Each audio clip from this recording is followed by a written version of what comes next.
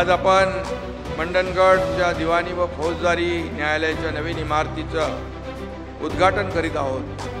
खरं म्हणजे हा मंडणगडवासी आणि रत्नागिरीच्या सर्वांसाठी, आपल्या सर्वांसाठी एक ऐतिहासिक दिवस आहे। न्याय मंदिरासह डॉक्टर बाबासाहेब आंबेडकरांचा पूर्णाकृती पुतळा देखील तिथे उभा राहिला आहे आणि वंचितांना न्याय देण्यासाठी बाबासाहेबांनी आपलं आयुष्य वेचलं।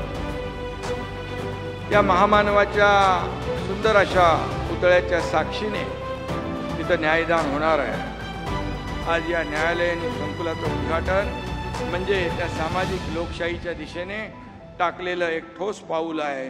हे केवळ न्यायदानाचं केंद्र नाही तर सामाजिक समतेचा दीपस्तंभ आहे आणि म्हणून आपण संस्कृती रक्षणासाठी मोठ्या भक्तिभावाने मंदिरं उभारतो, पण ही न्याय मंदिरं उभारण्याचं काम तितकंच पुण्याचं आहे आणि आवश्यक आहे, कारण या मंदिरातून सर्वसामान्यांना न्याय मिळत असतो।